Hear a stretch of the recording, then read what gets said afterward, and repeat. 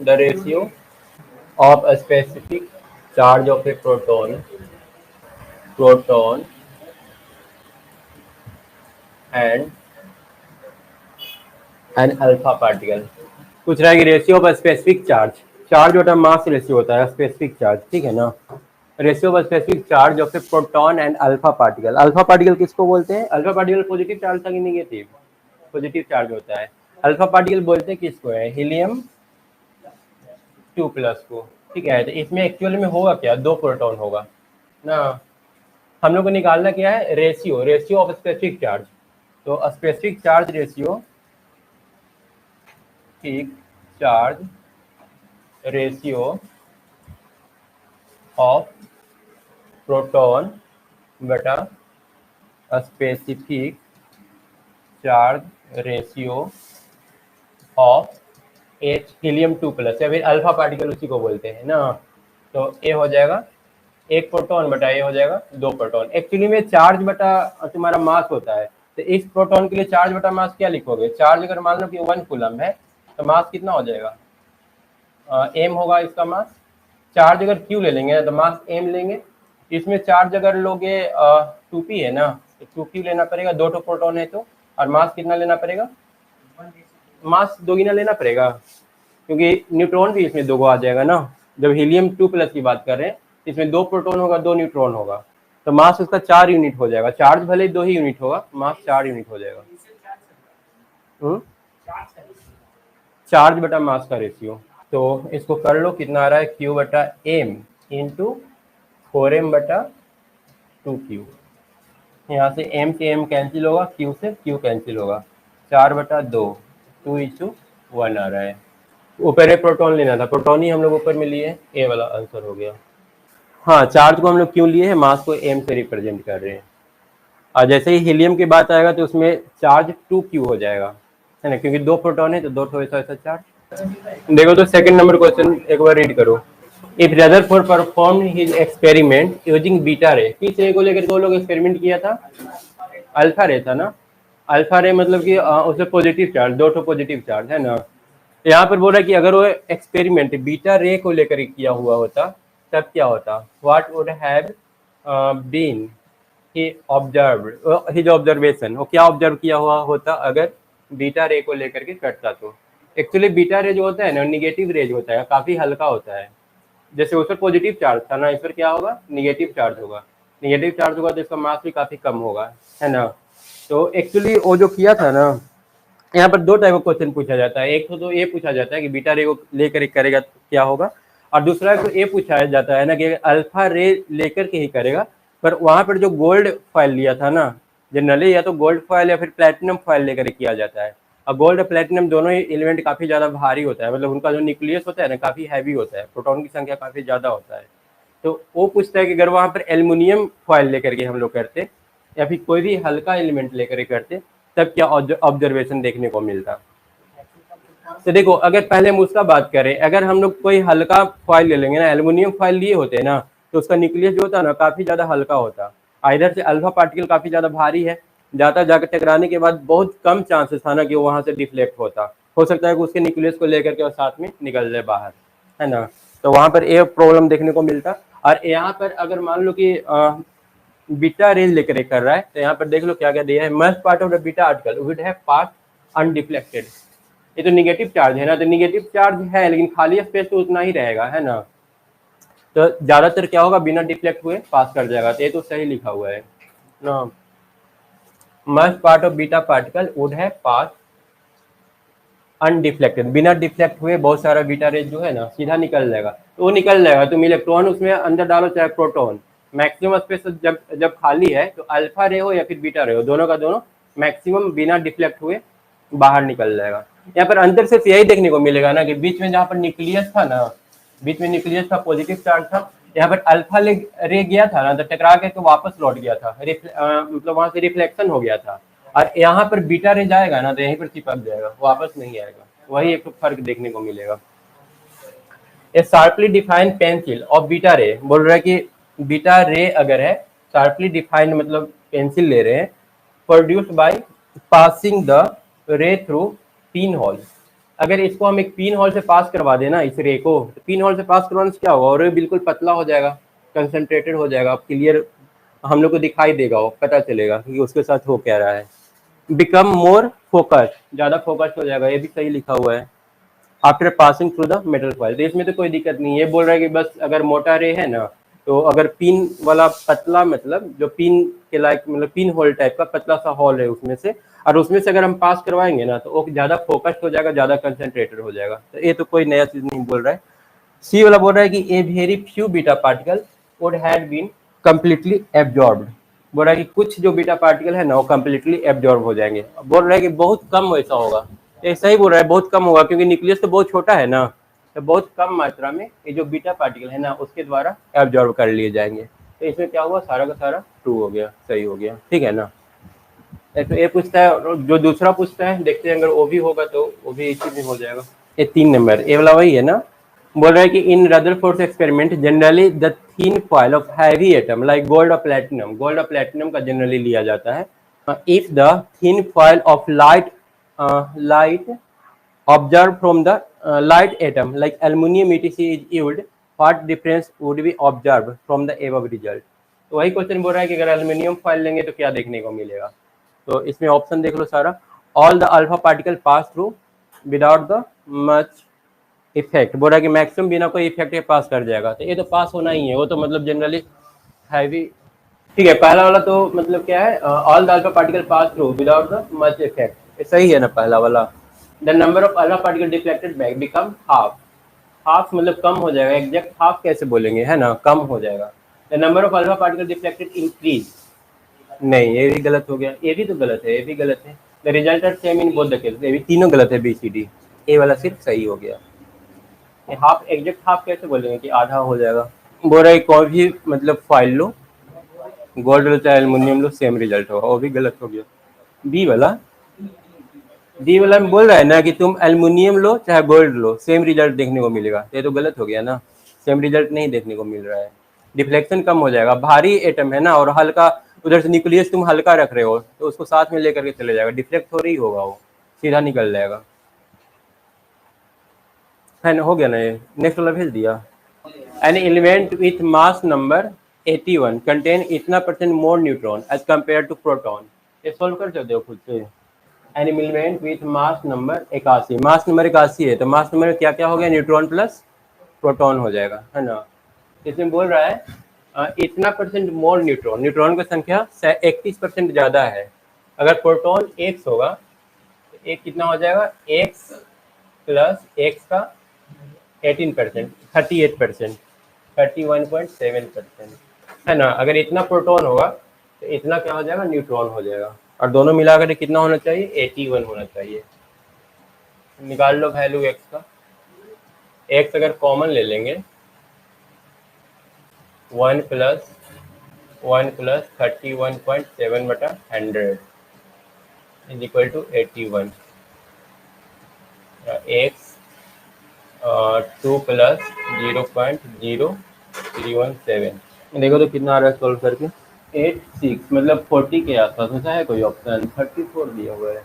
अच्छा 0.31 होगा ना, 2.317 हो जाएगा, ये वाला 100 से डिवाइड करोगे ना तो 0.31, ये जीरो नहीं होगा, ये होगा 81 डिवाइडेड बाई 2.317, 35 आ जा रहा है अप्रॉक्स। तो 35 में हम लोग का ए वाला ऑप्शन है ना। All isotope of given element show the same type of chemical behaviour, isotope में क्या होता है, हाँ एटॉमिक नंबर सेम होता है, एटॉमिक नंबर सेम मतलब नंबर ऑफ इलेक्ट्रॉन सेम, और नंबर ऑफ इलेक्ट्रॉन सेम होगा तो उसका केमिकल प्रॉपर्टी क्या होगा, सेम होगा, ये याद रखना है। तो all isotope of a given element show the same type of chemical behaviour, सही है पहला वाला। The chemical property of an atom are control by the number of electron, ये भी सही लिखा हुआ है, तो ऊपर वाला का करेक्ट एक्सप्लेनेशन बी हो गया। असर्शन रीजन 4 ऑप्शन रहता है, पहला ऑप्शन रहता है कि ए और आर दोनों ट्रू है, और आर जो है ना वो करेक्ट एक्सप्लेनेशन है ए का, तो यहाँ पर करेक्ट एक्सप्लेनेशन है, इलेक्ट्रॉन की वजह से वो बिहेवियर सेम होता है।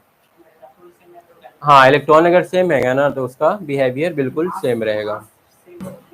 इलेक्ट्रॉन एक्चुअली जो रिएक्शन होता है ना, इलेक्ट्रॉन की वजह से ही होता है ना।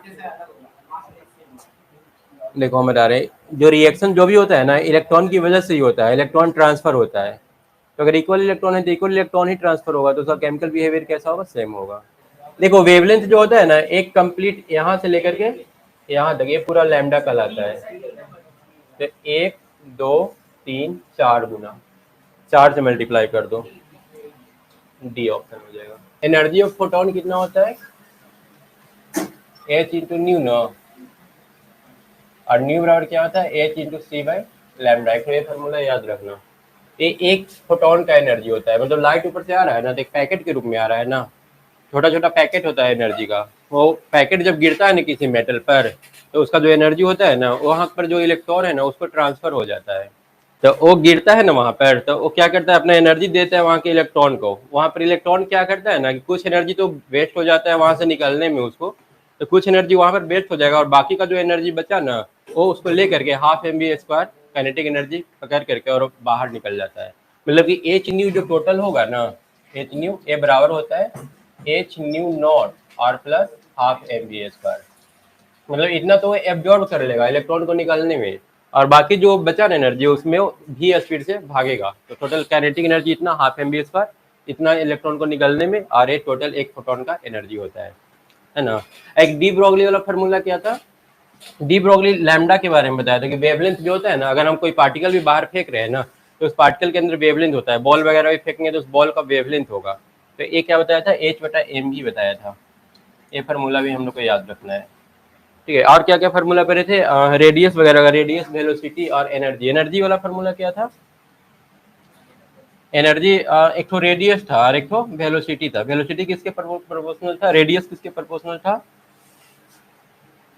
n²/z का ना, और एनर्जी प्रोपोर्शनल था z²/n² का। वेलोसिटी भी था, देख लेना वेलोसिटी।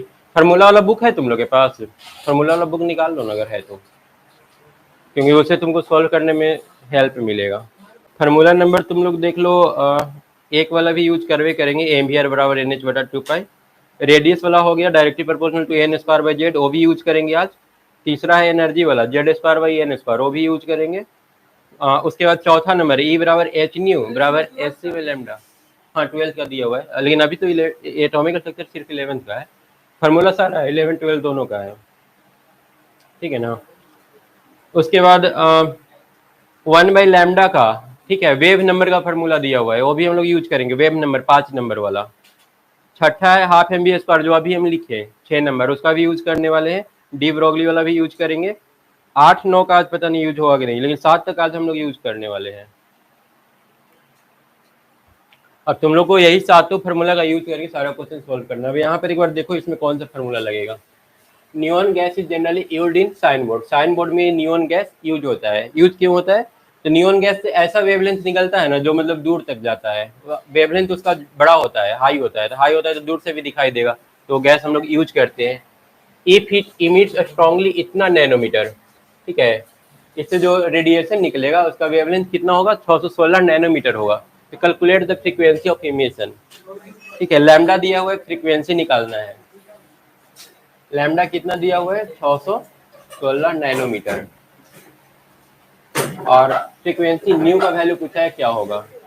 यहाँ पर हम लोग को दे रखा है H nu is equal to H C by lambda. तो यहाँ से न्यू निकाल लेंगे, न्यू बराबर हो जाएगा सी बाई लैम्डा। हम लोग को निकालना है, लैम्डा दिया हुआ है, न्यू ही निकालना है। सी का वैल्यू कितना होता है, 3 × 10⁸ मीटर/सेकेंड, और लैम्डा को मीटर में कन्वर्ट कर लो, 616 नैनोमीटर है, तो 616 × 10⁻⁹ कर लो इसको।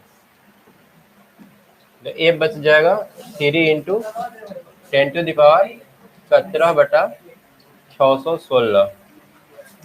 ए वाला ऊपर जाकर के ऐड हो जाएगा। क्या तुम विंडो में फंस गए हो क्या? दिक्कत हो रहा है? अच्छा कोई बात नहीं, विंडो एसी लेकिन उसी में लगेगा, तुम वो जगह खाली पकड़ के रखना। ये वाला इतना हो जाएगा ना, इसको हम लोग कर लेते हैं थोड़ा सा, 3000 बना देते हैं इसको। तो ये 10⁻, कितना हो जाएगा, 13 14 हो जाएगा, 616 डिवाइड कर लो तो कितना आ रहा है। हाँ नंबर ऑफ क्वांटा कैसे निकालोगे, हाँ, एक क्वांटा का एनर्जी तो तुमको पता है टोटल एनर्जी दे ही दिया है, तो बस डिवाइड कर देना है।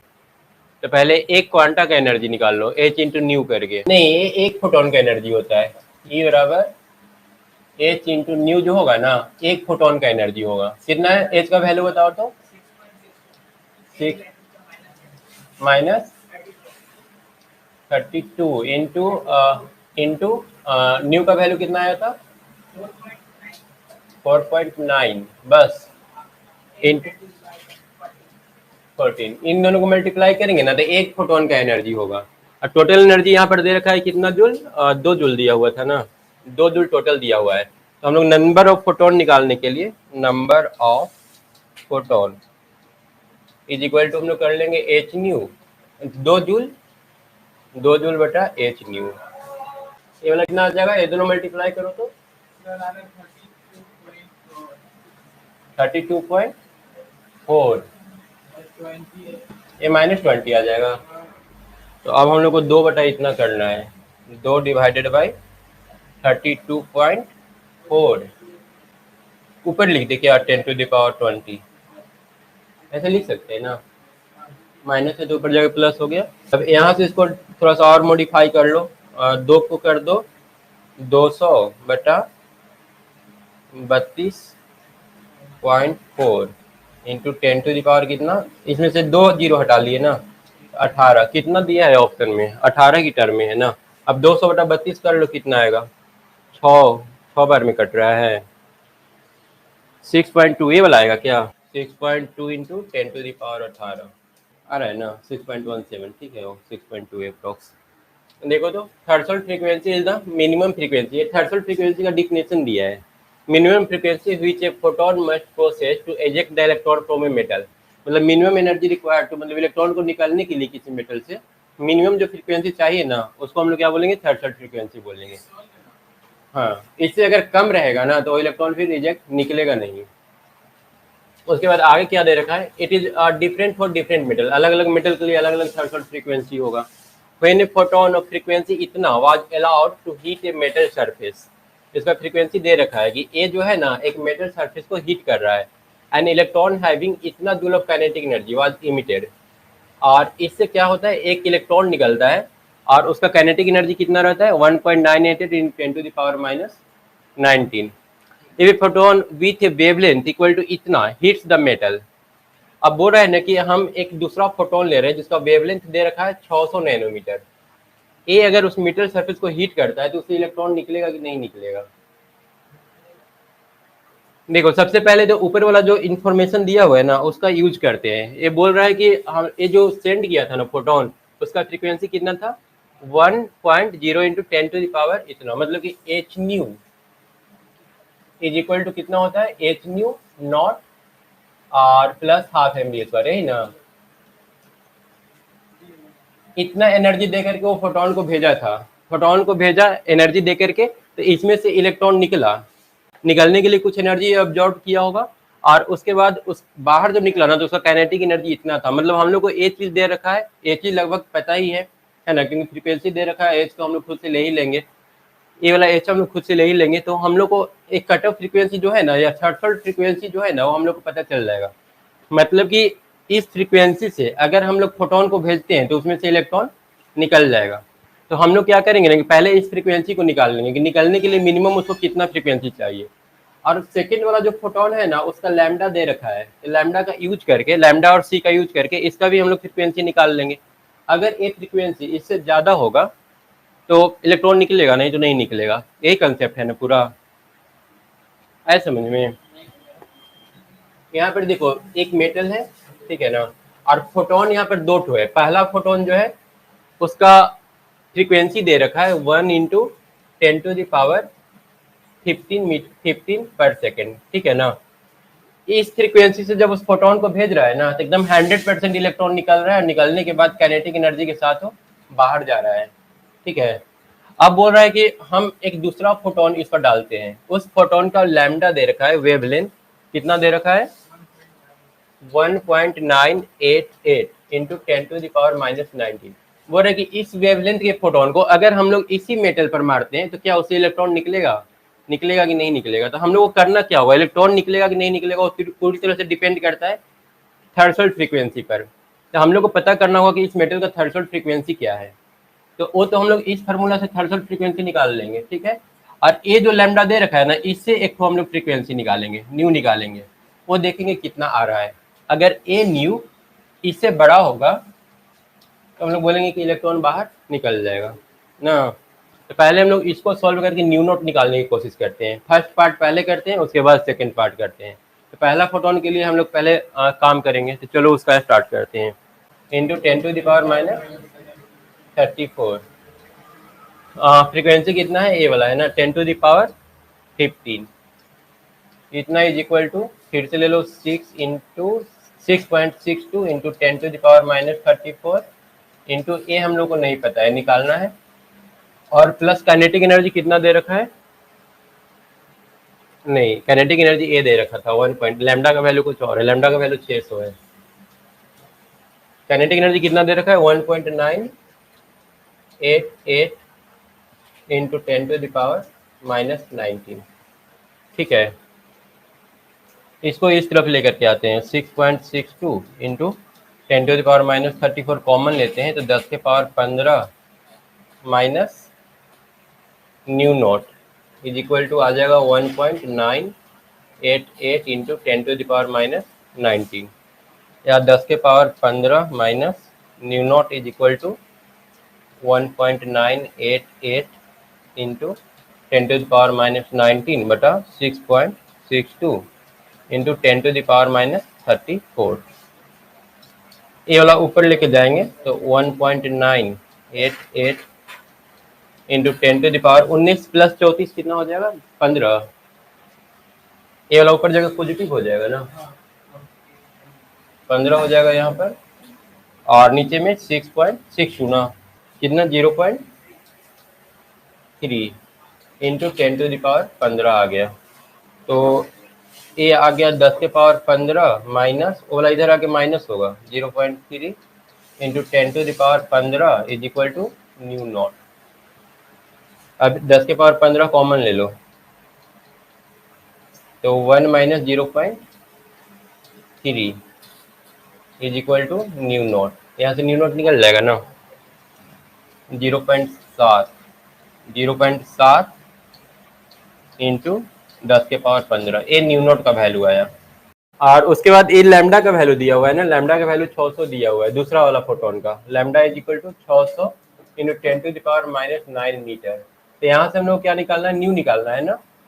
क्या हो जाएगा सी वाई लैम्डा ना 600 इंटू 10⁻�9 तो कितना हो जाएगा 300, 3000 कर देते हैं इसको इंटू 10⁻5 9 5 14 बटा 600 5 इंटू 10⁻14। कौन ज्यादा है दोनों में, इसको कर दो इज इक्वल टू 7 इंटू 10⁻14। ज्यादा कौन आया, ऊपर वाला ज्यादा है ना, मतलब नहीं निकलेगा इलेक्ट्रॉन ना, नो इलेक्ट्रॉन विल इमिट। क्योंकि हम लोग का न्यू नोट जो है ना मिनिमम जो फ्रीक्वेंसी चाहिए ना इतना चाहिए, हम लोग का थोड़ा कम है 6 इंटू 10⁻14 है। नेक्स्ट में आते हैं 5 को था, तुम कैसे याद रखोगे, एल बीपी बीपी होता है ना, लो ब्लड प्रेशर, वही इसका शॉर्टकट ठीक होता है। तो ये लाइमन हो गया, बेलमन हो गया, पास्टन हो गया, ब्रैकेट हो गया और पफन हो गया ना। तो जब लाइमन की बात करते हैं ना तो यहाँ पर जो इलेक्ट्रॉन होता है ना या तो सेकंड से फर्स्ट में आएगा या फिर थर्ड से फर्स्ट में आएगा, ऐसे करके जंप करता है। और जब हम लोग बेलमन की बात करते हैं ना तो 2 वाला में आता है, थर्ड से 2 में आएगा, फोर्थ से 2 में आएगा। तो अभी हम लोग का जो क्वेश्चन है ना इससे उठाया है, मतलब कि N2 से N1 में आएगा इलेक्ट्रॉन। फर्स्ट लाइन का बोला तो फर्स्ट लाइन N2 से N1 में आएगा, सेकेंड लाइन फिर N3 से N1 में आएगा। तो हम लोग से पूछा है फर्स्ट लाइन का, तो यहाँ पर हम लोग क्या फॉर्मूला यूज करेंगे, 1/λ is equal to RZ square 1/N1 square minus 1/N2 square. क्योंकि फर्स्ट लाइन वही N2 से N1 में जंप करेगा। R का वैल्यू कितना था 10.96 इंटू 10⁻6 और जेड का वैल्यू तो 1 हो जाएगा, हाइड्रोजन एटम के लिए बोला है ना, हाइड्रोजन के लिए जेड 1 होता है। तो 1 माइनस 1/4 तो ये हो जाएगा 10 ये पूरा मतलब पूरा बोलो ना इसका, उतना ही दिया हुआ है। 96 इंटू 10⁶ इंटू 4 में से गया तो 3/4 इज इक्वल टू ए कितना हो रहा है मल्टीप्लाई करके 33/4 आ जाएगा। 32.9/4 कितना 8.22 इंटू 10⁶ तो 1/λ का वैल्यू हुआ। हम लोग से क्या पूछा है, द वेव नंबर, यही पूछा है। तो 8.22 देखो कौन सा है, ए वाला सी। 10⁶ ही है, इसका एग्जैक्ट वैल्यू कुछ एक होगा। पिछला पिछला वाला क्वेश्चन में दिया हुआ था। अरे 10.96 है कि 1.09 है, 10 पॉइंट है। नहीं, अगर यहाँ पर 6 पावर कर देंगे ना तो 2 2 4 2 6 बहुत बड़ा नंबर आएगा। इसमें 2 2 4 एक 5 ही डिजिट है। अच्छा, सेंटीमीटर और मीटर का हो रहा है, ठीक है। नेक्स्ट वाला देखो तो, the series limit of wavelength in the Paschen series, इसमें कौन सा दिया है, पास्टन दिया। तो पास्टन कितना नंबर पर था, L B P B P. Balmer A वाला एफ पास्टन है ना, तीसरा नंबर पर है। तो हम लोग स्टार्ट करेंगे 1/3 के स्क्वायर से।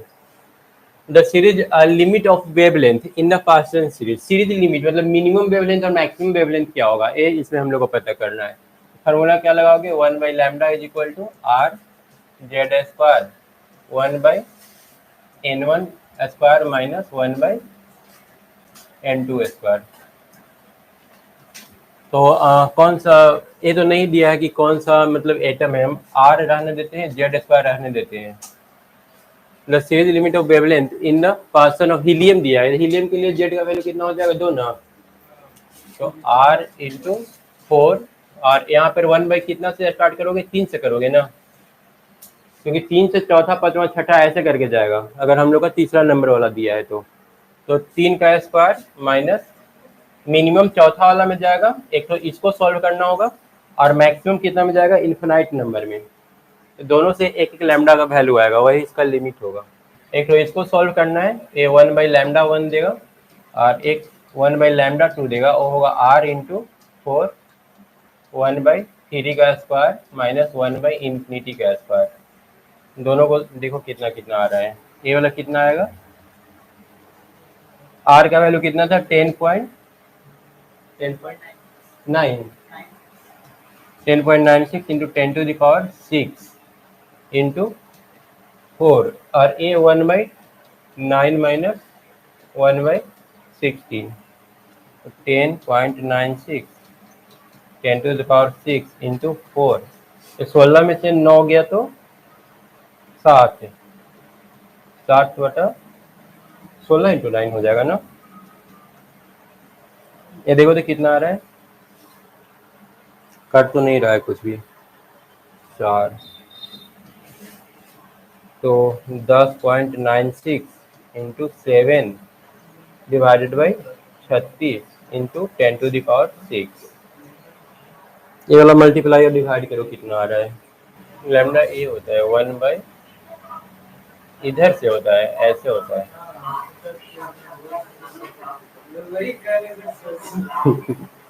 ए वाला नॉर्मली ए वाला होता है। ए कितना आया, 2.13 इंटू 10⁶ आया है कोई, नहीं फिर ए वाला तो मैच करना चाहिए डिजिट। ये 7 से मल्टीप्लाई किया था ना, इसका देख लेते हैं कितना आता है। आर का वैल्यू हो जाएगा 10.96 इंटू 10⁶ इंटू 1/9 ना, ये देखो तो कितना आ रहा है, 0.87 इंटू 10⁶ ना। ये लगभग 480 के आसपास आ रहा है, 480 वाला वो था ना, नहीं है 468 है, ये वाला हो जाएगा आंसर। फिर लेकिन नीचे वाला में बहुत ज़्यादा डिफरेंस आ रहा है। आर का तुम लोगों को पूरा वैल्यू लेकर के सॉल्व करना पड़ेगा, 109678 तुम लोगों को वैल्यू लेना है आर का।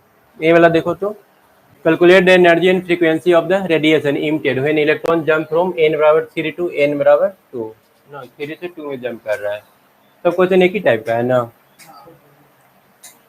इसमें एनर्जी निकालना है और फ्रीक्वेंसी निकालना है। तो एनर्जी निकालने के लिए पहले 1/λ निकाल ले, 1/λ कितना हो जाएगा, आर जेड स्क्वायर 1 बाई, क्योंकि यहाँ पर 3 और ए दिया हुआ है ना, 2 और 3 दिया है, तो 2 और 3 हम लोग यहाँ पर यूज कर लेंगे। 2 का स्क्वायर और 1/3 का स्क्वायर, तो 10 96, 10 96 कितना 78 था, 78। और जेड का वैल्यू इसमें कितना हो जाएगा, कौन सा आइटम लिया है, हाइड्रोजन लिया है, तो 1/4 माइनस 1/9, 10 96 78 बटा एज कितना हो जाएगा 36, और 9 में से 4 गया तो 5। ये देखो तो कितना आ रहा है, 5 घटा करके, ये 9 में से 4 घटेगा ना, एलसीएम 36 हो रहा है ना, ये 1/लैम्डा का वैल्यू आएगा। अब एनर्जी निकालेंगे तो ई बराबर क्या होता है, Hc/लैम्डा। तो Hc का वैल्यू, एच का वैल्यू, एच का बोलो, प्लैंक कोएफिशिएंट 62 माइनस 34, और सी का हो जाएगा 8 इंटू 10⁻³ ना, और लैम्डा का वैल्यू 1/लैम्डा का वैल्यू ए आ गया है, ये मल्टीप्लाई में ही हो जाएगा क्योंकि ऊपर है, ये तीनों को मल्टीप्लाई करना पड़ेगा। क्या क्या मल्टीप्लाई करना है, 15,233 इंटू 6.62 इंटू ए वाला कितना है, और 3 ना, 10⁻34 में से 8 या तो 26 हो जाएगा, देखो तो कितना आएगा मल्टीप्लाई करके, 806,739 इंटू 10⁻⁻26 ना, 8 से देखो तो है कोई ऑप्शन, एनर्जी निकालना था ना, कैलकुलेट द एनर्जी। अगर इसको 19 कर देंगे तो 19 और 20 और 26, 7 डिजिट को इधर 1 2 3 4 5 6 7, 0.08 आ जाएगा। ये वाला मल्टीप्लीकेशन सही हुआ है तुम्हारा, इतना डिफरेंस नहीं आना चाहिए।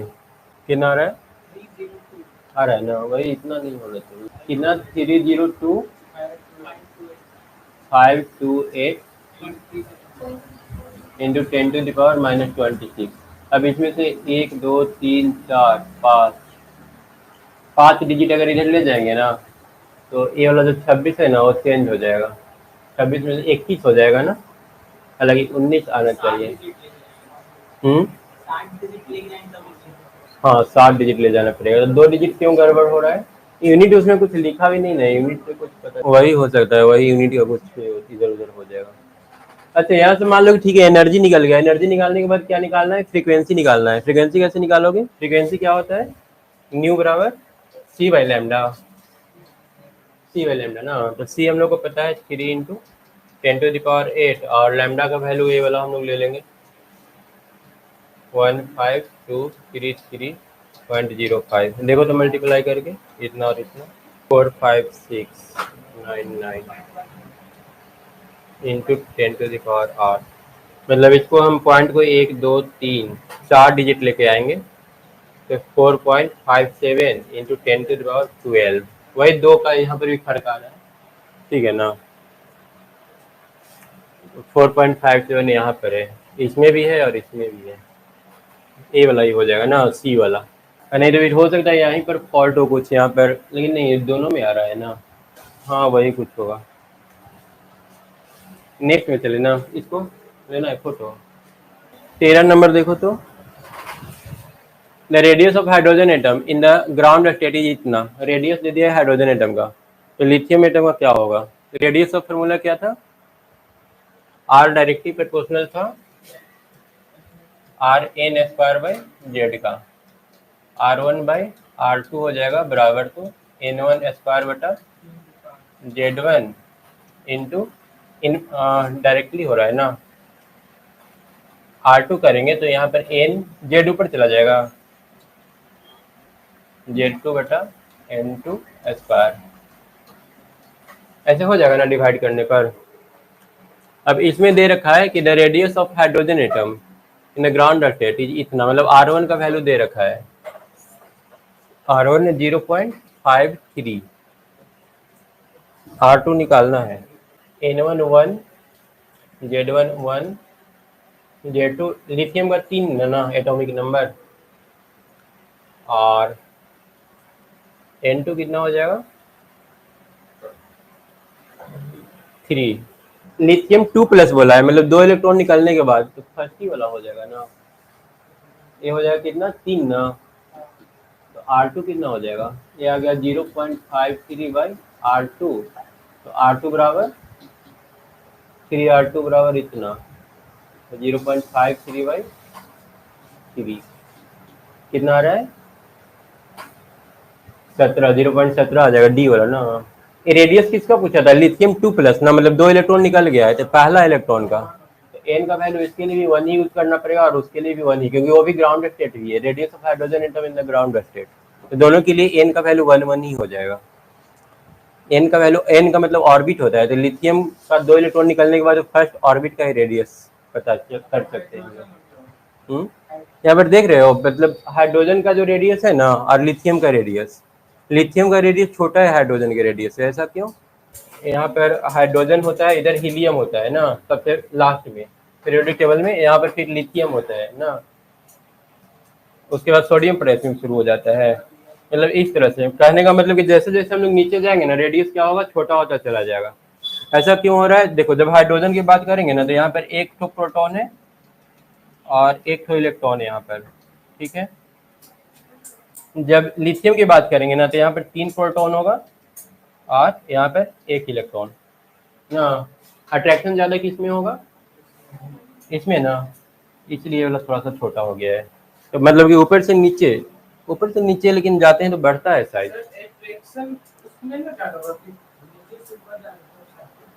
ऊपर से नीचे साइज इंक्रीज होता है, लेकिन इंक्रीज तब होता है ना जब नंबर ऑफ सेल बढ़ता है, क्योंकि तुम जब लिथियम में आओगे ना तो दूसरा सेल में चला जाएगा। जैसे लिथियम का देखो, हाइड्रोजन में तो 1 ही इलेक्ट्रॉन होता है ना, 1 प्रोटॉन हो गया, 1 इलेक्ट्रॉन हो गया हाइड्रोजन का।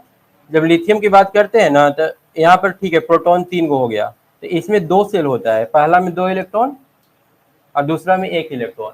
तो इस तरह से अगर नापेंगे ना ऊपर से नीचे, तो नंबर ऑफ सेल बढ़ने की वजह से रेडियस क्या होगा, इंक्रीज करता जाएगा।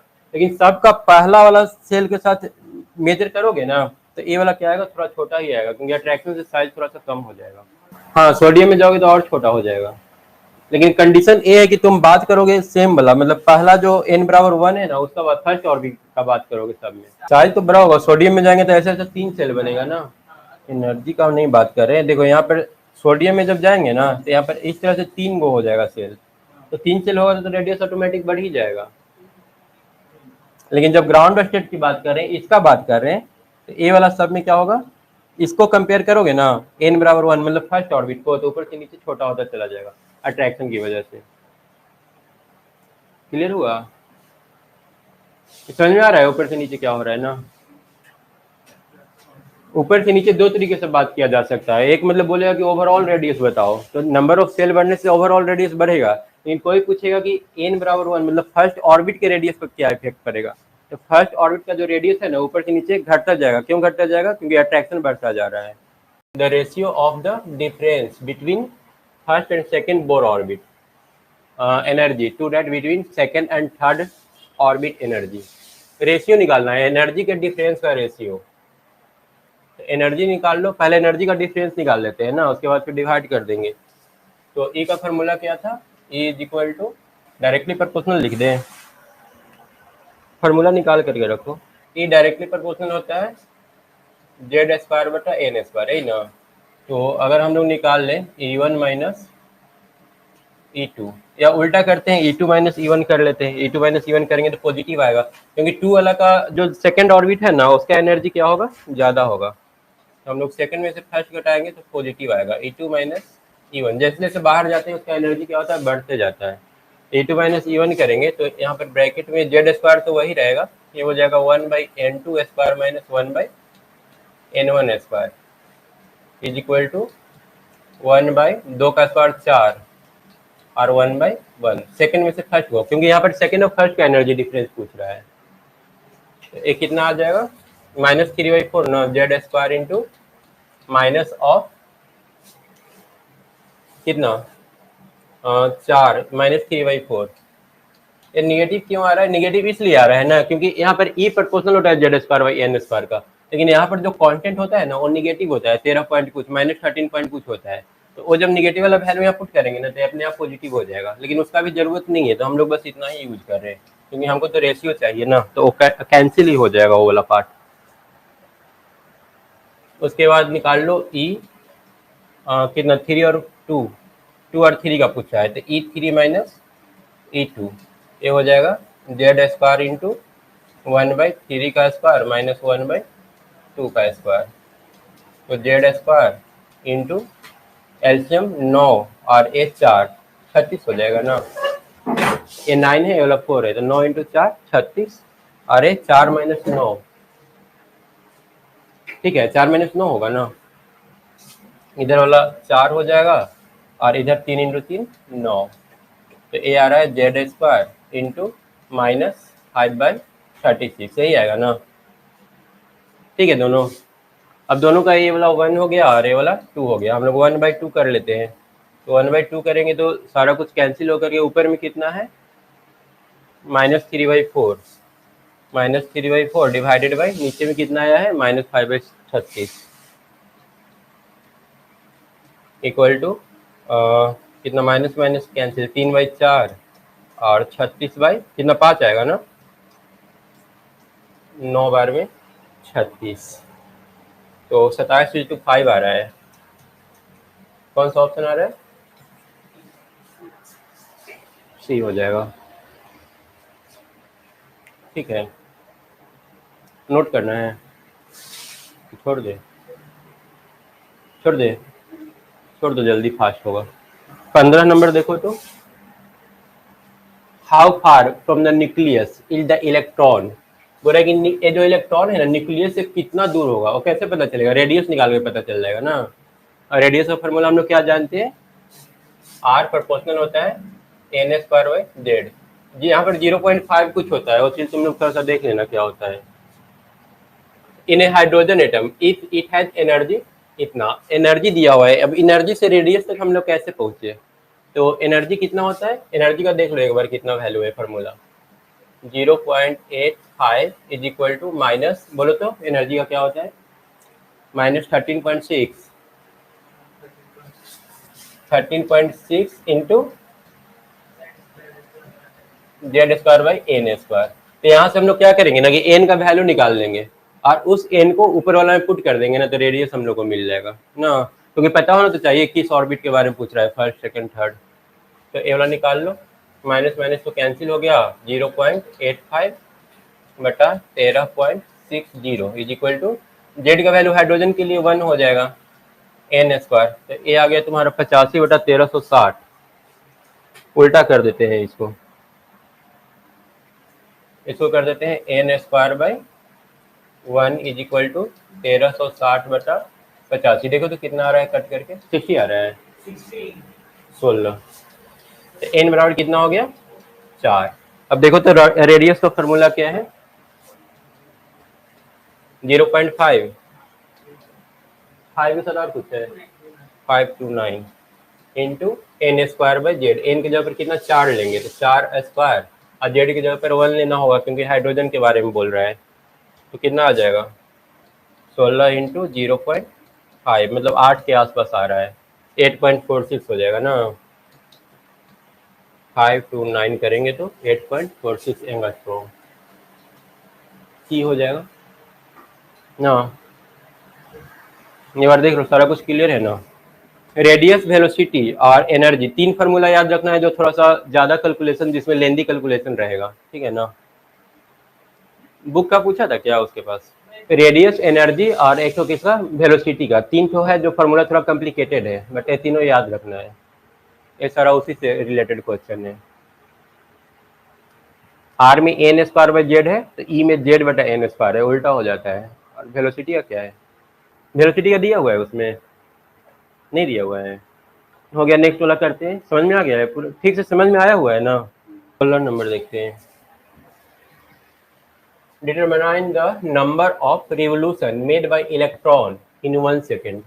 ये न्यूक्लियस है और इसमें इलेक्ट्रॉन क्या होगा, चारों तरफ घूमेगा, है ना। इलेक्ट्रॉन घूम रहा है, बोल रहा है कि 2 सेकंड में कितना बार घूम लेगा। पहले तो ये पता करना होगा कि एक बार घूमने में इसको कितना समय लग रहा है ना। उसके लिए क्या, समय का फॉर्मूला क्या होगा, समय बराबर डिस्टेंस, डिस्टेंस तो 2 पाई आर ना। आर समय डिस्टेंस बटा वेलोसिटी, ये यूज करना पड़ेगा। अब हम लोग को यहाँ पर रेडियस का फार्मूला चाहिए और वेलोसिटी का फार्मूला चाहिए, तब हम लोग टाइम पीरियड निकाल पाएंगे कि एक बार घूमने में कितना समय लग रहा है। और एक बार का समय पता चल जाएगा, मान लो कि 0.5 सेकेंड, तो उसको 2 से डिवाइड कर देंगे तो कितना बार घूमा है पता चल जाएगा ना। तो देखो रेडियस का क्या है और वेलोसिटी का क्या है फार्मूला। वेलोसिटी वाला देखना पड़ेगा एक बार, ये हो जाएगा 2 पाई आर बटा भी का एक बार देखो, सेकेंड बोर ऑर्बिट दिया हुआ है ना, सेकेंड बोर ऑर्बिट में वेलोसिटी अलग होगा, तो वेलोसिटी वाला फार्मूला हम यूज कर लेंगे 2 का वैल्यू ना, या फिर रेडियस वाला फार्मूला में 2 यूज करना होगा क्योंकि रेडियस भी डिफरेंट होगा। v बराबर ए लिख लो, v बराबर 2.1 into 10 to the power 8, v बराबर 2.1 into 10 to the power 8, formula वाला बुक में ही लिख लो ना, v बराबर 2.1 इंटू 10 टू द पावर 8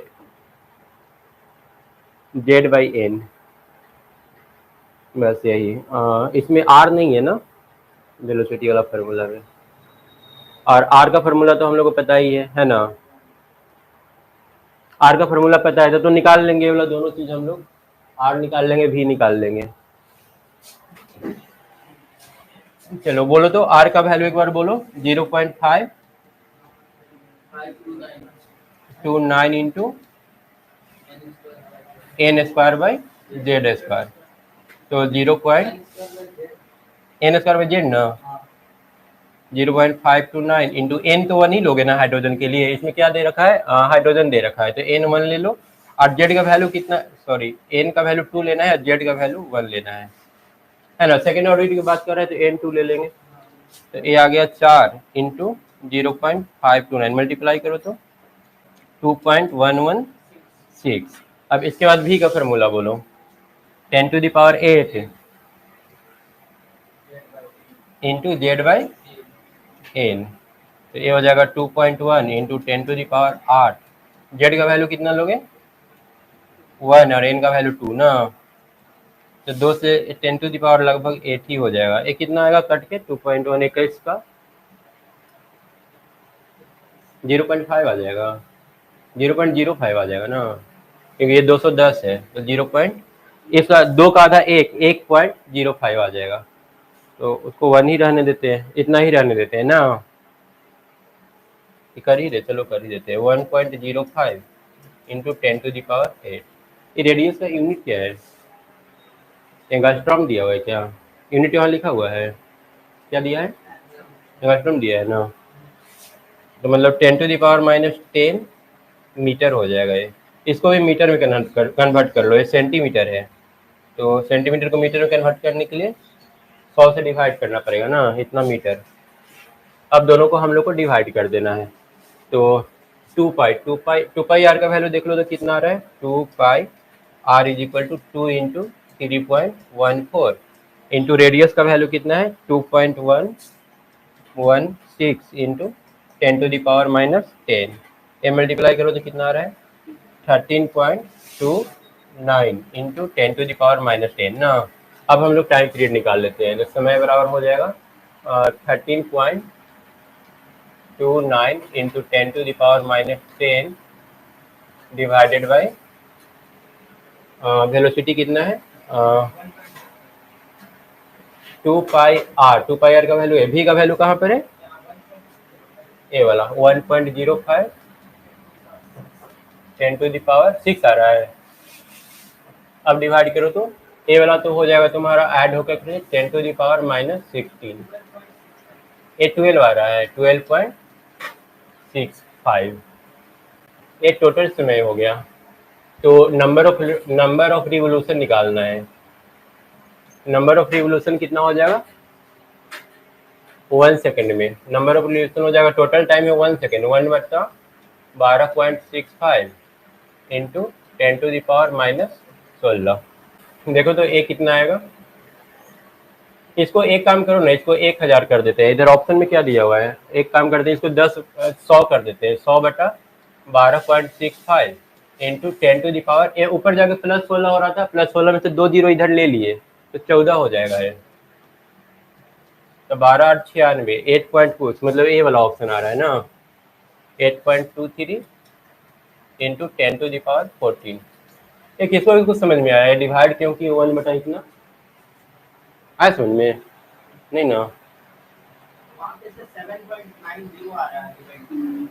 ये 7.90 आ रहा है, कहीं पर अप्रॉक्स थोड़ा बहुत इधर उधर किया होगा, हम लोग इतना ही रहने देते हैं, ठीक है ना। और डिवाइड क्योंकि यहाँ पर देखो ये बोल रहा है ना, हम लोग निकाले कि एक बार घूमने में कितना सेकंड लग रहा है, ठीक है। क्या हुआ, देखो हम लोग ए डिवाइड क्योंकि इसको समझो, हम लोग निकाले ना कि इतना सेकंड में एक बार घूमता है, 1/12.65 इंटू 10⁻16, इतना सेकंड में एक बार घूम रहा है, एक रिवोल्यूशन, यही ना।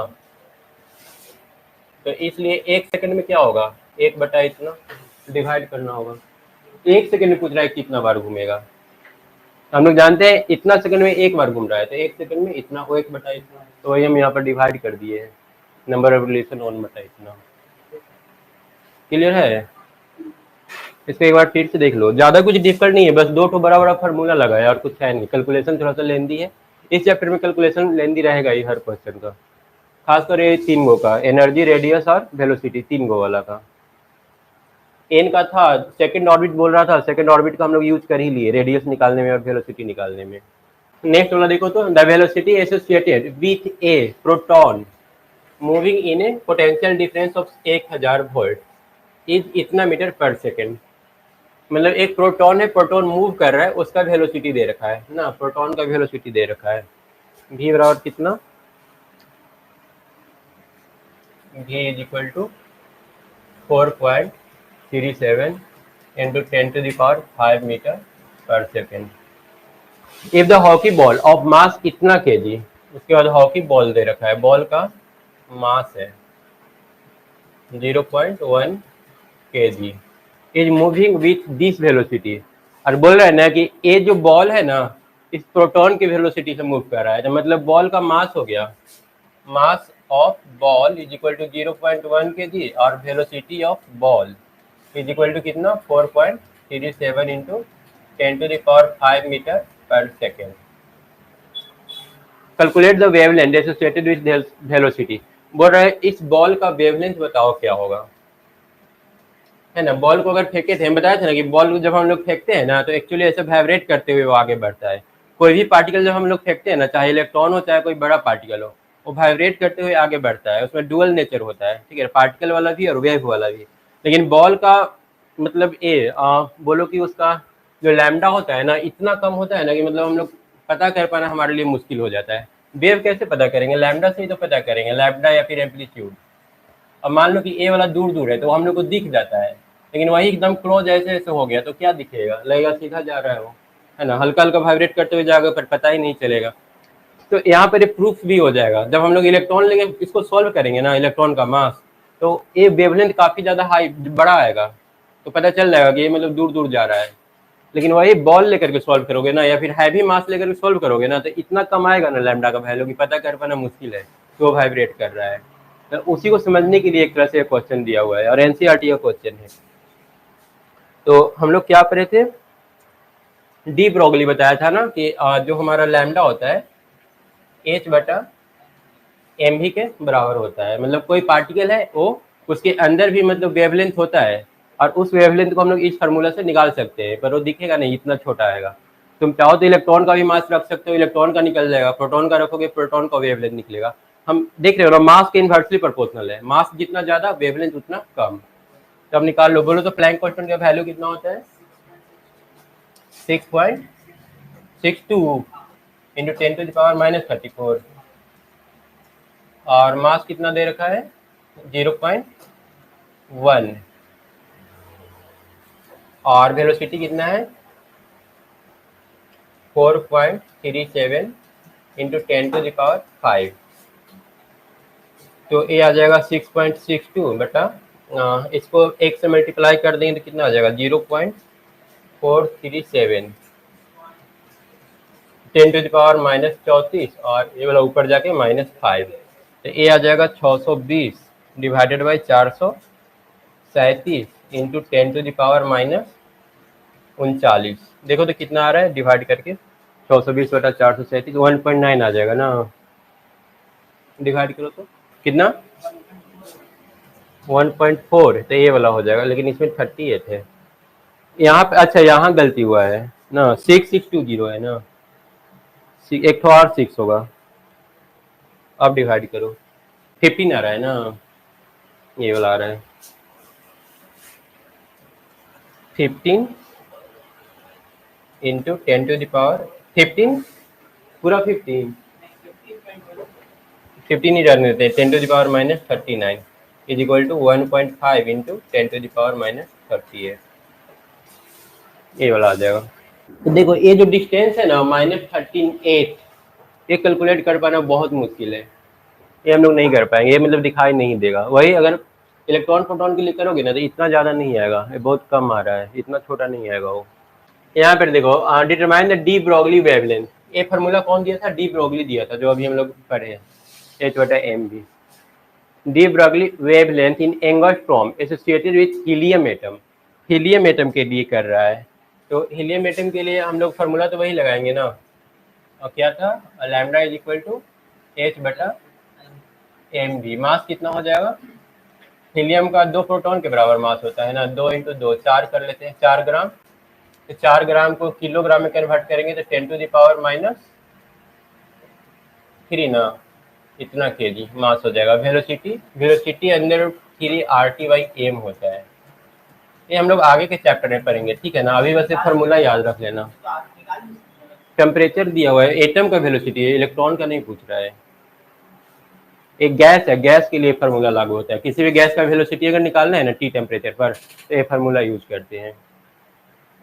देखो तो आर का वैल्यू कितना होता है 8.31, वैल्यू ऑफ आर लिखना सिर्फ है 8.31, ठीक है ना। अब इसको सॉल्व करो तो कितना आ रहा है, इसको 1000 ऊपर ले जाकर कर लेते हैं, थोड़ा सा इसको मॉडिफाई करते हैं, तो 3 × 8.31 × 5 इंटू 10⁻, ये वाला 100 कर देते हैं, मतलब 10⁻2, और नीचे से 3 आएगा तो 10⁵। 500 को 5 × 100 लिख सकते हैं, 100 मतलब 10 का स्क्वायर, तो ऊपर में 10 का स्क्वायर है, नीचे में 10⁻³ है, तो -3 ऊपर जा करके 5 हो जाएगा ना।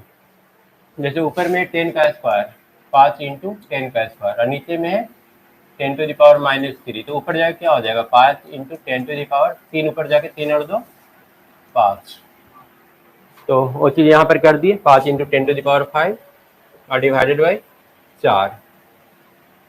ये वाला सॉल्व करो तो ये वाला कितना आ रहा है 31.16 इंटू 10⁵/2, नीचे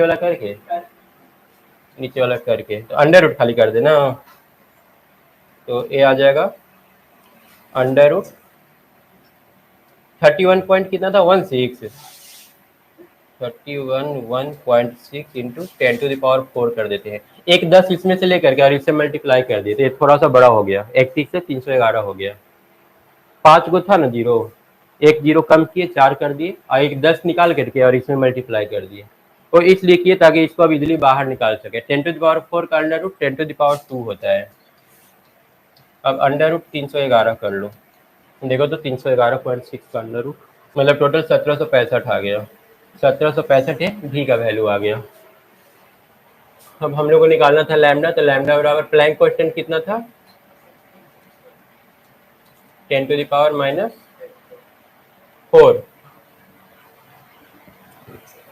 मास 4 × 10⁻³ और वेलोसिटी 1765, तो ये आ जाएगा 6.62 10⁻, 3 ऊपर जाकर के 31 ऐड हो जाएगा ना, +3 31 हो जाएगा, क्योंकि ऊपर जाएगा तो +3 हो जाएगा, और -34 में 3 ऐड करोगे तो -31 हो जाएगा, है ना। -34 + 3 इज इक्वल टू -31, और डिवाइडेड बाई 1765 इंटू 4 करो तो नीचे 7060, नहीं आ रहा है आंसर, यहाँ पर गलती हो गया, क्या छूट गया, एम का वैल्यू ले लिए हम लोग, एम का वैल्यू गलत ले रहे हैं, एम इतना नहीं होगा, एम जो हम लोग लिए है ना, ये 4 मोल एटम का ले लिए हम लोग, एक एटम का लेना है ना। ये मास जो है ये वाला 4, 1 मोल का मास कितना होता है 4 ग्राम ना, एक का कितना होगा 4 बटा एवोगाड्रो नंबर ना, एवोगाड्रो नंबर का कितना वैल्यू होगा 6.023 इंटू 10⁻, एम के जगह पर ए वाला यूज करना पड़ेगा, और ऊपर में रहेगा 10⁻³ ना, केजी में कन्वर्ट करेंगे तो ए वाला कितना आ रहा है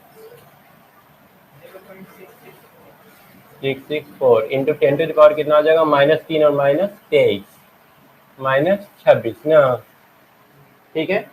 अब यहाँ पर वो चीज़ यूज करो 0.664 इंटू 10⁻²6, ये 26 26 38 34 ऊपर में 8 हो जाएगा ना, -8, और ए वाला रे वाला करो तो डिवाइड, ये आ गया 6.62 बटा नीचे इतना इंटू 10⁻⁻8 ना,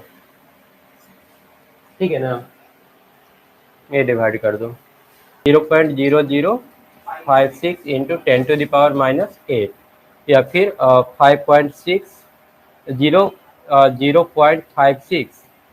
10⁻10, 10⁻10 को एंगस्ट्रॉम बोलते हैं, तो 0.56 एंगस्ट्रॉम ए वाला, ठीक है ना। यहाँ पर जो मास यूज करते हैं ना मोलिकुलर वेट यूज करते हैं, लेकिन यहाँ पर मास तुमको 1 एटम का यूज करना है, अगर 4 हम लोग यूज कर देंगे ना तो 1 मोल एटम का वो मास हो जाएगा।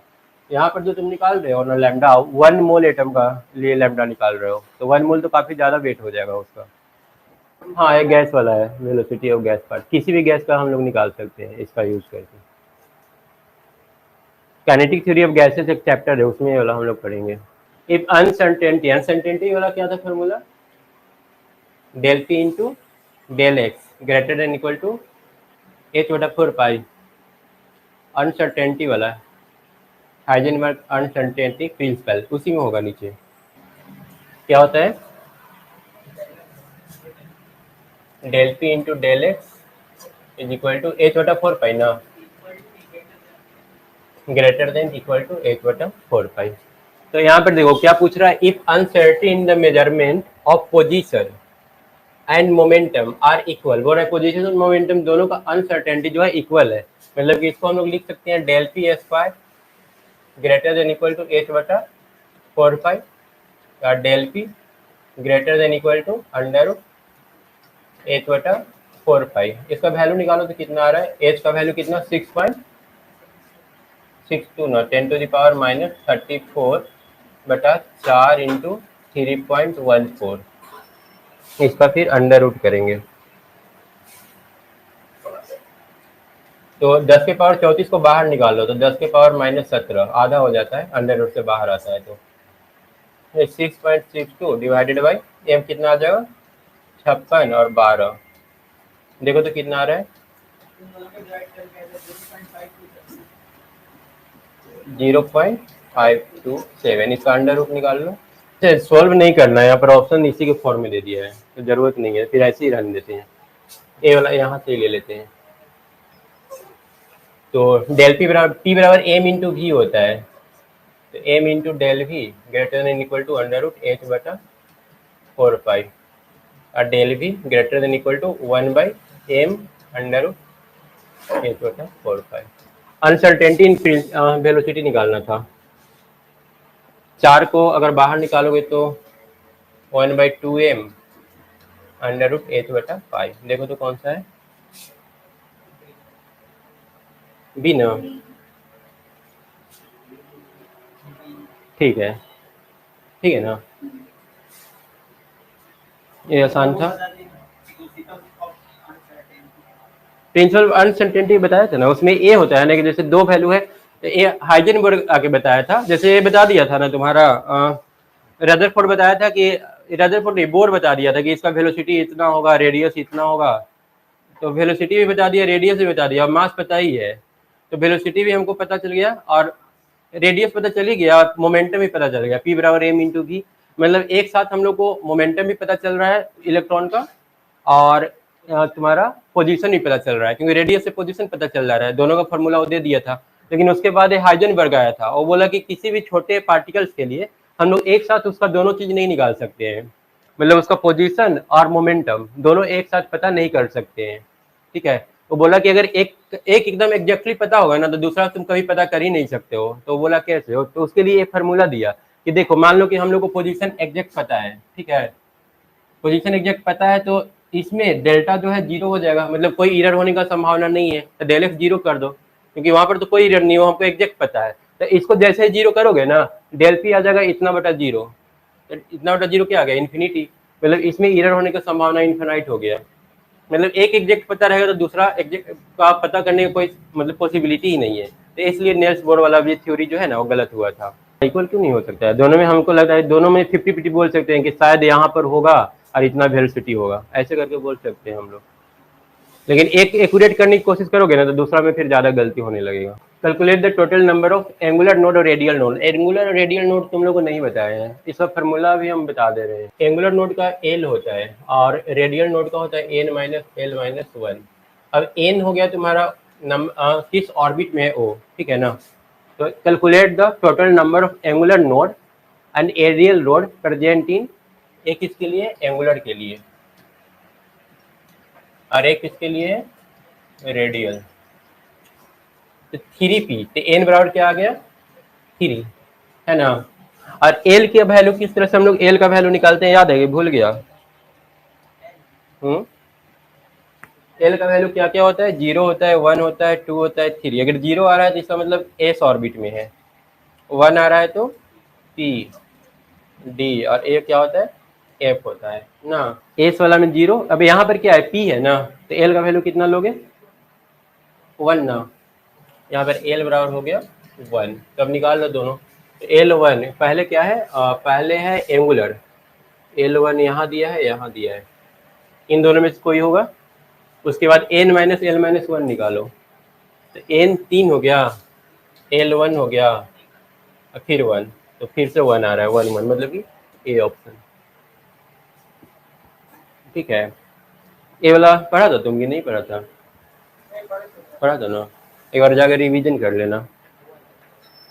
क्या क्या था, एक प्रिंसिपल था, एक एजीमुथल था, फिर मैग्नेटिक था, पाम्स होता है ना पी ए एम एस, और एक तो स्पिन होता है। ये तुम्हारा क्या बताता है, एक किस ऑर्बिट में वो बताता है, ये ऑर्बिट बताएगा।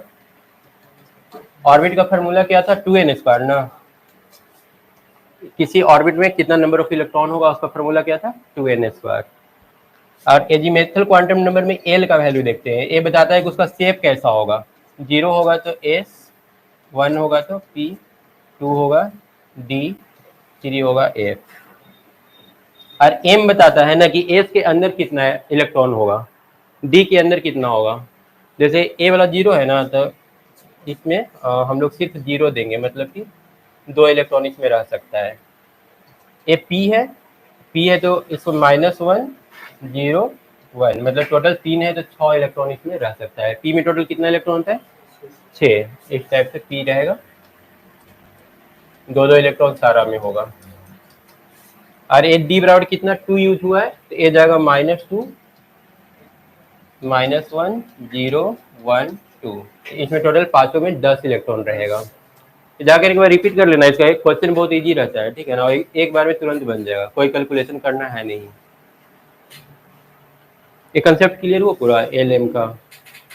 मेन हम लोग को एल याद रखना है, और जब एल पता चल जाएगा तो ए वाला तो पता चल ही जाएगा, फिर एम का वैल्यू। इसमें बोल रहा है which of the following orbital are degenerate. Degenerate होता है मतलब एक ही ऑर्बिटल के अंदर पहले सबसे पहले एक ही ऑर्बिट होना चाहिए और एक ही ऑर्बिटल होना चाहिए, सेम ऑर्बिट और सेम ऑर्बिटल में देखा जाता है। जैसे कि मान लो तुम बात कर रहे हो डी ऑर्बिटल का, ठीक है, या फिर पी ऑर्बिटल का बात कर रहे हो, तो पी ऑर्बिटल भी क्या होता है 3 पार्ट में बटा हुआ रहता है ना, और तीनों का एनर्जी क्या होता है लगभग लगभग सेम होता है, तो इसी को डीजेनरेट बोलते हैं। अब यहाँ पर उस टाइप का कहाँ पर दिख रहा है, जैसे देखो इसमें जो 3dx है, 3z² है और 3dyz है, ये सारा डीजेनरेट कहलाता है ना, क्योंकि सब में एक ही ऑर्बिट है और एक ही ऑर्बिटल है, लेकिन सब अलग अलग पार्ट में टूटा हुआ है। इन लोग का एनर्जी लगभग लगभग सेम होता है, अलग अलग टूटा हुआ रहता है पर एनर्जी लगभग लगभग सबका सेम होता है, तो ये तीनों डीजेनरेट कहलाएगा। और फिर डी ए वाला दोनों डी जनरेट कहलाएगा। तो देखो ऑप्शन में कहाँ पर कौन मैच कर रहा है। इसमें तो 4 आ गया। ए हमेशा सेम होना चाहिए, यहाँ पर देखो ए वाला में है, ठीक है। डी जनरेटर कंसेप्ट हमेशा सेम ऑर्बिट और ऑर्बिटल में आता है, ठीक है ना। ऑर्बिट और ऑर्बिटल दोनों सेम होना चाहिए। हाँ ऑप्शन देके पता कर लेंगे। ऑर्बिटल सेम ही टाइप का जो ऑर्बिटल रहता है ना, वो टूटा हुआ रहता है 2-3 पार्ट में, 2-2 इलेक्ट्रॉन सब में रहता है, वही डी जनरेट कहलाता है। हाँ अगर मान लो कि कहीं पर रहता है 4D XY या 4D Z², तो उसको भी हम लोग बोलेंगे डी जनरेट, क्योंकि 4D है, डी टूटा हुआ है। क्या क्या होता है, सबसे सेल होता है, सेल के अंदर सब सेल होता है, और सब सेल के अंदर ऑर्बिटल होता है ना। सेल में तुम लोग एन का वैल्यू लिखते हो 1 2 3 4, सब सेल में एल का वैल्यू लिखते हो, जो पॉजिटिव 0 1 2 3 ऐसे करके होता है, SPD। और उसके अंदर ऑर्बिटल जो होता है उसमें तुम लोग एम का वैल्यू लिखते हो, निगेटिव -L से +L तक।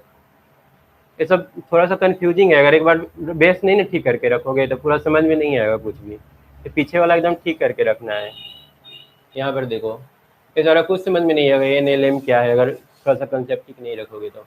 Which of the following set of quantum number is not possible, बोल रहा है कौन पॉसिबल नहीं है। तो अगर n हम लोग 4 ले लेंगे, पहला से चेक करना शुरू करते हैं। अगर n बराबर 4 है तो l क्या होगा, 0 1 2 3 4, ये सारा पॉसिबल है। l का वैल्यू 4 वैल्यू पॉसिबल है ना। और अगर ये 4 वैल्यू इसमें पॉसिबल है तो m का वैल्यू क्या होगा, -4 से +4 तक ना। और स्पिन तो प्लस ऑफ माइनस ऑफ सब में सेम ही होता है। तो यहाँ पर 4 लिया है तो क्या l बराबर 1 पॉसिबल है, तो हाँ पॉसिबल है। 0 से लेकर के 4 तो कुछ भी पॉसिबल है। इसमें देखो n 4 है तो क्या l बराबर 3 पॉसिबल है, n 4 है तो 3 पॉसिबल है। बोल रहा है कि m -3 पॉसिबल है, तो हाँ -3 पॉसिबल है, क्योंकि ये -4 से +4 तक जाएगा, है ना। n 4 है तो l 0 पॉसिबल है, हाँ पॉसिबल है। फिर n 4 है तो l 1 पॉसिबल है, हाँ। m 2 पॉसिबल है। देखो यहाँ पर l 1 कर दिया ना, l 1 करेंगे तो -1 0 और 1, ये 3 वैल्यू ही पॉसिबल है। अगर l का वैल्यू 1 रहते हो ना तो m का ये 3 वैल्यू ही सिर्फ पॉसिबल है। l1 मतलब क्या, l0 मतलब s, l1 मतलब p। p में मैक्सिमम कितना इलेक्ट्रॉन रख सकते हो, 3 ऑर्बिटल बनेगा, 3 ऑर्बिटल में 2-2 इलेक्ट्रॉन, यही 3 ऑर्बिटल को ये रिप्रेजेंट कर रहा है ना। तो m का वैल्यू यहाँ पर मैक्सिमम क्या होगा, +1 तक जाएगा, तो a वाला फॉल्ट गलत हो गया, ठीक है ना। यहाँ पर L3 लिया था तो L3 का मतलब क्या हो गया, D हो गया ना। और D में मैक्सिमम 10 इलेक्ट्रॉन रहता है तो 5 वैल्यू पॉसिबल है ना।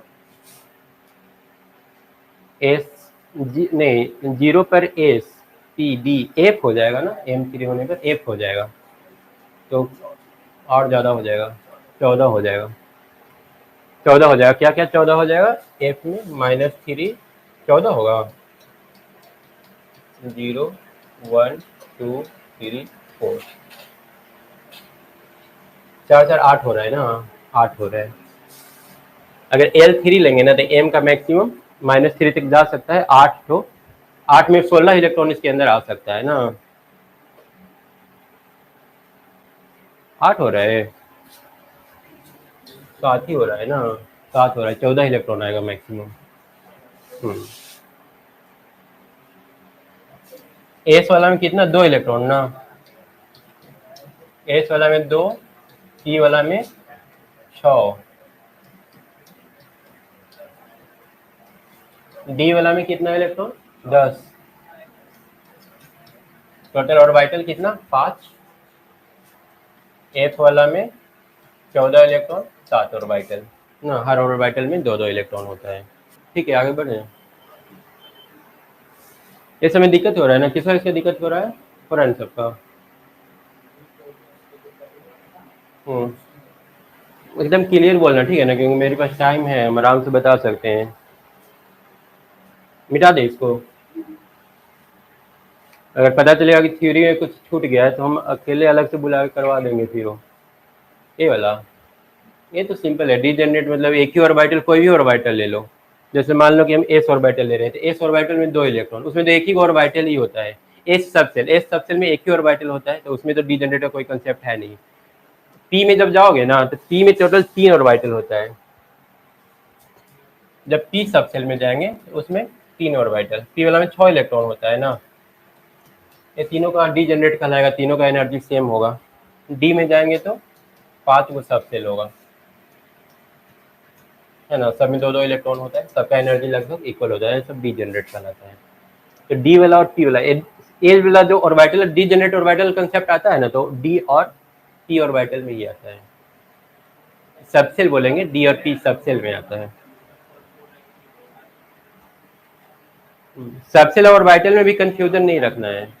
सेल, सबसेल और ऑर्बिटल, ये तीनों का कंसेप्ट सबसे पहले एकदम क्लियर रखना। सेल किसको बोल रहे हैं, ऑर्बिट किसको, मतलब सेल सबसेल किसको बोल रहे हैं, ऑर्बिटल। हाँ, वो भी बोल सकते हो, उससे तो मतलब वो सबसेल के बारे में होता है ना, किसका एनर्जी कम होता है, किसका एनर्जी ज़्यादा होता है, ये पता करने के लिए उसको हम लोग याद रखते हैं। एस एस सी एस, ये बताता है कि एनर्जी किसका ज़्यादा है, जैसे जैसे दूर जाते हैं एनर्जी उसका ज़्यादा होते जाता है। ये जो पी और डी है, जो एस पी डी एफ है,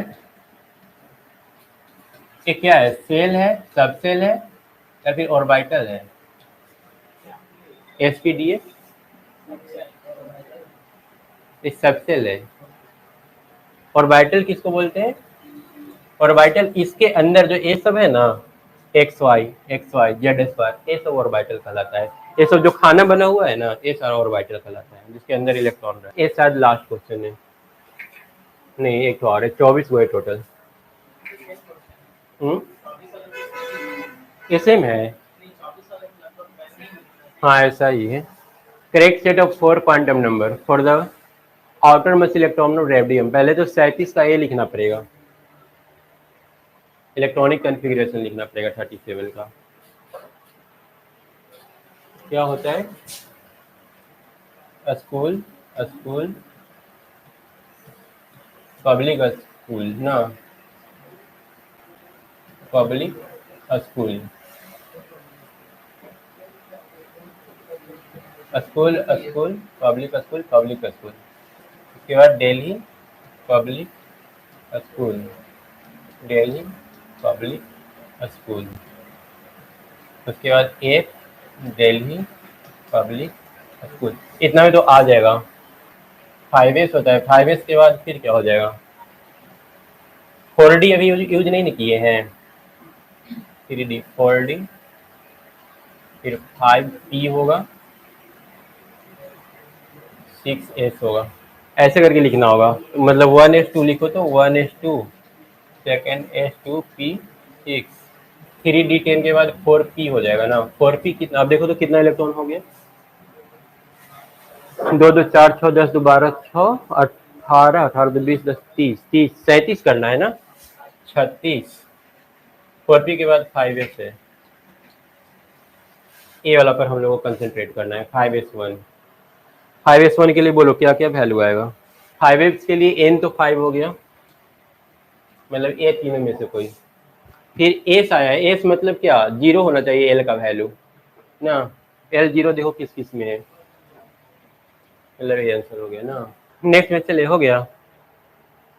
हम आज क्या करेंगे ना, कल तुम लोग का छुट्टी कर देते हैं, आज सारा वीडियो हम एक जगह कर लेंगे, ठीक है ना, सारा एक में मिक्स करके एक बड़ा वीडियो बनाते हैं, जितना लंबा होगा। हम लगता है 2 घंटा थ्योरी और 2 घंटा न्यूमेरिकल, हाँ ये सब भी आ जाएगा। उसको थोड़ा सा ठीक से स्टडी कर लेना है, और एक दिन छुट्टी लेकर के फिर हमको बताओ क्या क्या डाउट रहता है, ठीक है ना।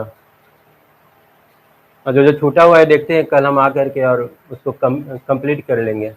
बुला देंगे तुम लोग को, जो जो नए लोग हो सबको बोल देंगे, जिसका मतलब वीक रह गया है उसको हम बोल देंगे कि आ जाओ, तो सार ने पढ़ा भी देंगे और रिकॉर्ड भी हो जाएगा जो छूटा हुआ है वो। मतलब फर्स्ट टाइम किसी तरह रिकॉर्ड नहीं हुआ था, तो हम कर देंगे, बता भी देंगे और रिकॉर्ड भी हो जाएगा, दोनों काम हो जाएगा। उसके बाद इसको देखो तो ट्राई करो, ये बोल रहा है कि सबसे ज़्यादा एनर्जी किसका होगा। ये क्या है, 4L बराबर 1, मतलब 4P का बात कर रहा है ना, ये 4S का बात कर रहा है, फिर SPD का बात कर रहा है, 2 है तो SPD 0S 1P और 2D। अरे 3 पी ना। अब किसका एनर्जी ज़्यादा है तो हम लोग लिख लेंगे 1 2 2 3। देखो जहाँ एस आता है ना वहाँ पर नंबर चेंज हो जाता है। 1 2 3 4 जब लिखोगे ना, जहाँ एस आया वहाँ नंबर चेंज कर लो। 3 देखो एस आ गया, अब नंबर चेंज करेंगे 4, लेकिन यहाँ पर 3 वाला डी छूटा हुआ है तो यहाँ पर 3 लिख देंगे। उसके बाद डी के बाद 3 वाला में डी तक ही जाता है, उसके बाद 4 ई। हाँ अब देखो एनर्जी ज़्यादा किसका है। 3D कहाँ पर है, 3D यहाँ पर है और 4P यहाँ पर है। ये उल्टा होता है, ऐसे होता है। मतलब सबसे ज़्यादा एनर्जी किसका है, 4P का ना। ये वाला हो गया। ऐसे जनरली हम लोग N+L निकाल लेते हैं। N+L जिसका ज़्यादा होता है ना उसी का एनर्जी ज़्यादा होता है। लेकिन कभी कभी होता क्या है ना कि N+L मैच कर जाता है, इक्वल हो जाता है, तो वहाँ पर फिर दिक्कत ही होगा। अब यहाँ पर देखो तो 4 1 5 4। अब देखो ये सब इक्वल हो गया, तो फिर तो आखिर पता करना पड़ेगा। ये तो समझ में आ गया कि ये दोनों में से कोई आंसर होगा, लेकिन यहाँ पर तो फिर इसी का हेल्प लेना पड़ेगा। अगर इक्वल ना है ना तो फिर हम लोग सिर्फ N+L करके मार्क कर देंगे। हो गया कंप्लीट चैप्टर।